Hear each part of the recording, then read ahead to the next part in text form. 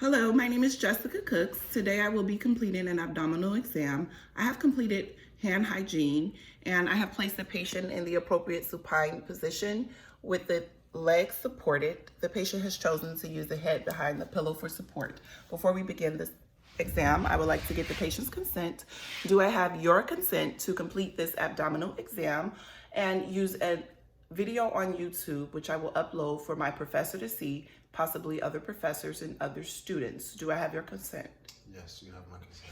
Okay, and as we are getting our video positioned, I would just like to explain the exam. The first part of the exam, I am going to do inspection, which is basically me looking at your skin, and I'll be seeing if there's anything in your skin or abdomen that is alarming and will require further inspection. And then I'm going to auscultate, which is listening with my stethoscope. I'll place the stethoscope on your abdomen and listen to different parts of your abdomen to see if I hear any sounds that is alarming.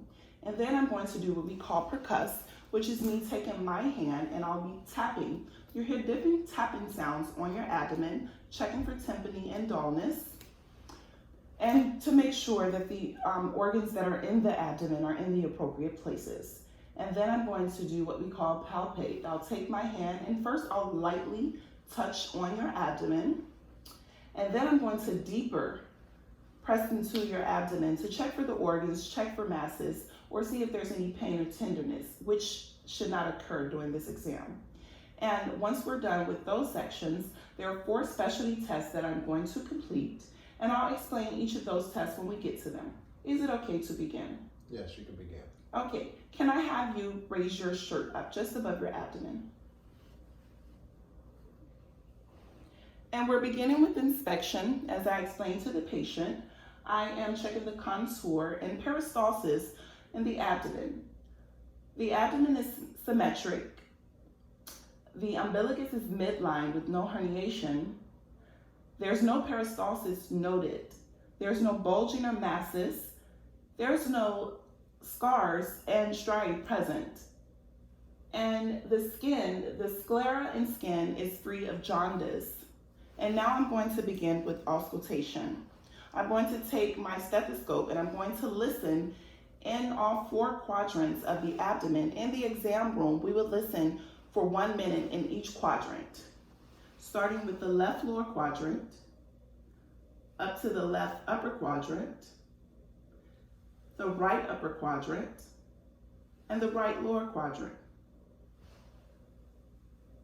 I do not hear any increased or decreased motility in the abdomen. Therefore, the abdominal sounds are normal active in all 4 quadrants. And next, we're going to listen to the aorta. We're going to listen with both the diaphragm and the bell to check for a bruit. There is no bruit heard, and the aorta branches down to the renal arteries. We're going to listen with both the diaphragm and the bell on both the right and the left side. No bruit is heard in the renal arteries. And then we're going to listen to the iliac arteries with both the diaphragm and the bell on both the right and the left side. No bruit is heard in the iliac arteries. And then we're going to listen to the femoral arteries. In the exam room, the patient will have on a gown. We will lift the gown up and we will listen right about here with both the diaphragm and the bell on both the right and the left side. And no bruit is heard in the femoral arteries or any of the other arteries. And now that we're done with auscultation, we're going to move on to percussion. I'm going to start in the left lower quadrant and I'm going to percuss all 4 quadrants of the abdomen, listening for tympany and dullness. On this patient, all 4 quadrants are tympanic, no dullness is heard. And now we're going to check for the liver border. We're coming to the mid-clavicular line, right around the umbilicus. We're percussing and we can hear tympany, and we're going to continue to percuss upward until we hear dullness. And as we've located the first area area of dullness, can I have your hand? I'm going to mark here with the patient's hand. Move it this way.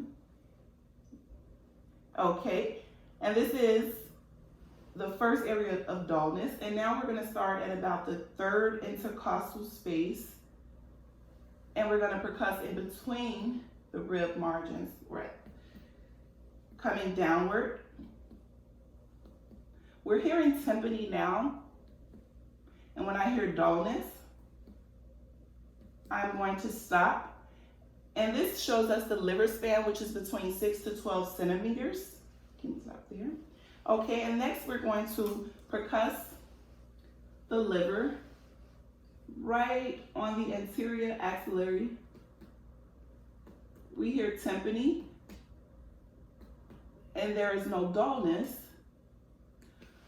which means no splenomegaly is present. And now we're going to begin. Before we begin the palpation, we're going to also, right below the umbilicus, percuss the bladder. The bladder is also tympanic. We ask the patient to empty his bladder prior to the exam, so there is no dullness heard in the patient's bladder. So now we're going to move on to palpation. I'm going to start. Now you're going to feel, my hands are pretty warm. So you're going to feel me pressing on your belly. There's a light palpation. Do you feel any pain or tenderness? No, no pain, no tenderness. Okay. We checked all 4 quadrants, and the patient doesn't have any pain or tenderness, and there is not any mass present when we palpate the abdomen. And now we're going to go into a deeper palpation.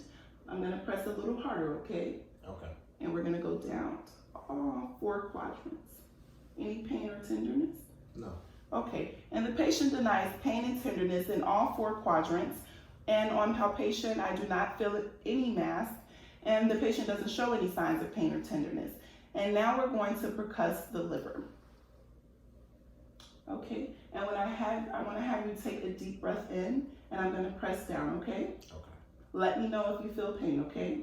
You can go ahead and take a breath in. You feel any pain? No. Okay, and when I when I palpate on the liver, the patient does not feel any pain. So the liver is not inflamed, but you can feel the liver edge when you palpate down. And now we'll palpate the spleen. I'm going to have you take a deep breath in again, and I'm going to press down. Can you take a deep breath in? Any pain? No. Any tenderness? No. Okay, and when I palpate the spleen, the patient does not feel any pain or tenderness, which means the spleen is likely to not be enlarged, but we cannot palpate the spleen. Okay, and now we are going to begin with the special test. The first test I am going to explain, so we won't be performing with the patient, is the fluid wave test, which checks for ascites. If we were performing this test in the exam room, I would press down in the patient's mid-abdomen, and then I would take my right hand and I would tap firmly on the patient's right flank, taking my left hand and using the fingers to feel on the left flank to check to see if there is an impulse felt. If there's an impulse felt, then this would indicate ascites. And if no impulse was felt, this would indicate that the fluid weight test is negative and there is no ascites. The next test would be the Murphy's test, which we're going to perform with the patient here. I'm going to palpate for the liver. I'm going to have the patient take a deep breath in, and we'll see if there's any tenderness left. So right on the right subcostal area, that is where I am going to press down. I want you to take a breath in. Do you feel any tenderness? No. The Murphy sign is negative because the patient did not feel tenderness, and that means that the patient likely does not have an inflammation of the gallbladder or acute cholecystitis. And now we're going to do one of the many tests for appendicitis, which we chose the Rossing sign. I'm going to press down on the left side and see, excuse me, I apologize. I'm going to press down on the left side and see if there's any tenderness or pain on the right side. Pressing in the left lower quadrant, okay? Do you feel any pain? No. The patient does not feel pain, which means the Rossing sign is negative, which means the patient likely does not have any appendicitis. And then I'm going to have you sit up because is it okay to remove this pillow? Yes. I'm going to check for CVA tenderness. The CVA tenderness may indicate there is a problem with the kidneys. I'm going to, sorry, just pull that up. I'm going to come down, finding the 12th rib, and right below the 12th rib, between the 12th rib and the spine, this is where the CVA angle is located. So I'm going to take my non-dominant hand, which is my left hand, and place it at that area. I'm going to firmly tap with my right hand and see if the patient feels any tenderness. Any tenderness? No. And then I'm going to do the left side. Any tenderness? No. Okay, the patient denied CVA tenderness when we completed the CVA tenderness test. So that indicates that there's no problems with the kidneys. And that completes my exam today. Thank you for watching.